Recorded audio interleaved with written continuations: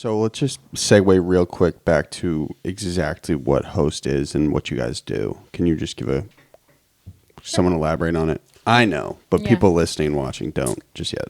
Yeah, so Host is a digital platform where we connect corporate customers to certified insured bartenders. And so typically corporate companies have to, figure out insurance processes, and then they also have to identify talent of bartenders. And obviously for an office manager or facilities manager or marketing manager, that's not really their job and their job duties. And so they're always looking for a great source to help fill this void. So now more and more corporate companies are holding, happy hours on a Friday or Wine Down Wednesday on a Wednesday. Corporate people love getting smacked. Yeah. They do. Yeah. It builds culture. Absolutely. Builds community. Yeah. I mean, people are requiring it as part of a way to take a job. I mean, if you look at millennials, 61% of millennials will say they will take a job based on perks. So perks, absolutely. Yeah. I mean, if you don't have beer on tap anymore, it's like you're not cool. Well, where I learned it most was actually pitching this event. So mind you, I've thrown a bunch of events in the city. I threw a big concert once where I hand sold like hundreds and hundreds of tickets.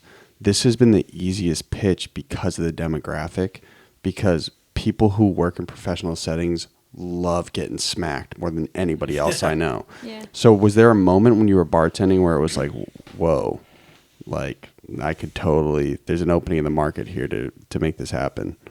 Yeah, I mean, I think it was really based on the requests that I was getting. And that was, when I started to interview the office managers that were requesting of like my services, I was like, well, what do you guys currently do? What does the process look like? Why is it so cumbersome?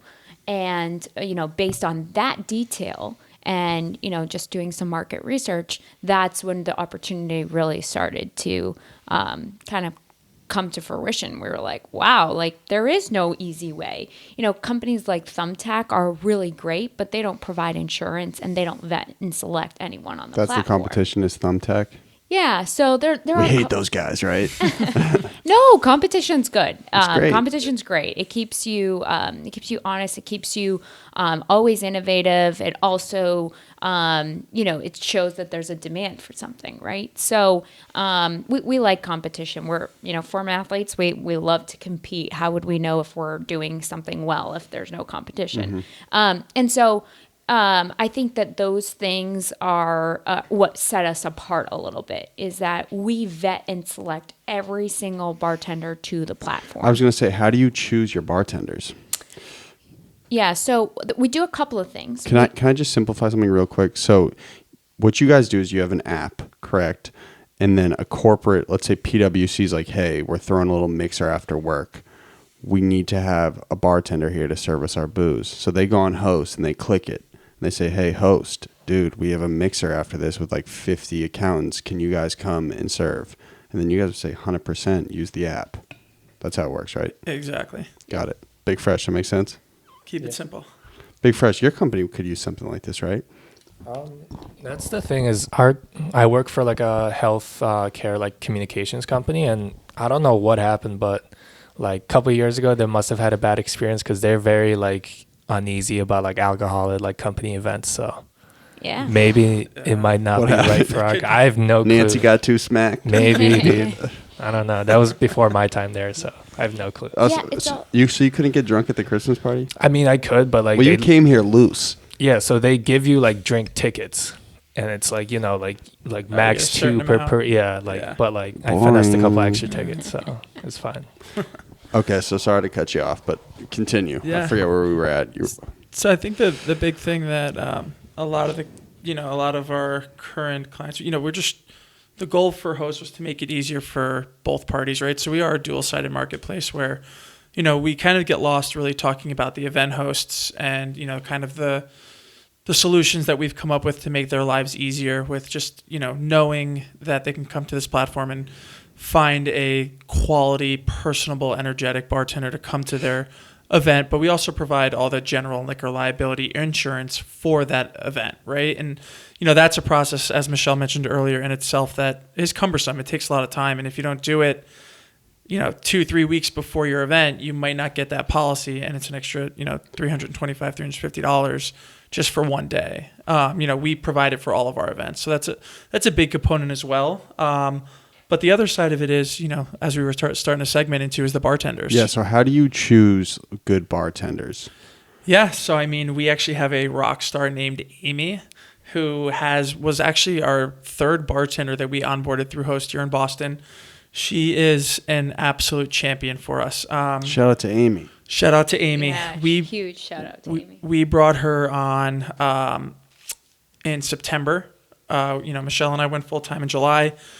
We brought Amy on in September, and she has been in charge of the bartender onboarding because she's really, in the beginning, Michelle was doing a lot of the events, but Amy was doing most of the events. So she really knows the details, the ins and outs of getting there, parking, what it feels like when things are late, on time, early. This is going one way, this is going the other. So she's been through all of those scenarios, and she can really understand from that perspective what to look for in an oncoming bartender. So what we do is, when a bartender wants to join Host, we don't just grant them access to the platform right away. They have to, they have to upload a government ID. They have to pass a background check, which is done by a third party.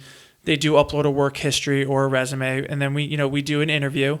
We have to make sure they're alcohol training certified, so they have to upload their state-specific alcohol training certification. Is this tough, though, because you guys want to scale the company and the more bartenders, the better? Is it tough turning people down who want to work for you?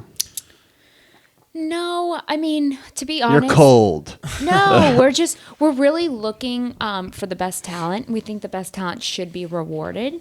There are a lot of bartenders that are super type A, right? They're working typically at their bar. The best are working Thursday through Sunday, right? We're corporate. We get events Monday through Thursday, right? So why not, as a great bartender, when you have so much to offer, you have a great personality, you love connecting with people, you're money hungry, make an extra, side, have this be your side hustle. Oh, so a lot of them use it as a second job. Yeah. Okay. Yeah. So they're 1099 with us, and they're W-2s with their restaurant or venue that they work at. And so it's really great because we partner with the bars, because their best talent wants to work usually like Monday through Thursday, pick up some extra shifts, make a couple $100 extra.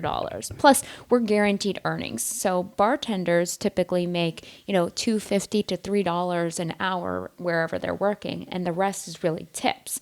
So it's really dependent on who walks into the restaurant or venue is really predicting how much money they're going to make. How many bartenders do you have on now? Right now, approved bartenders here in Boston, we're at about 205. Yeah. Whoa. Here in Boston. Good Yeah. for you guys. Yeah. Yep.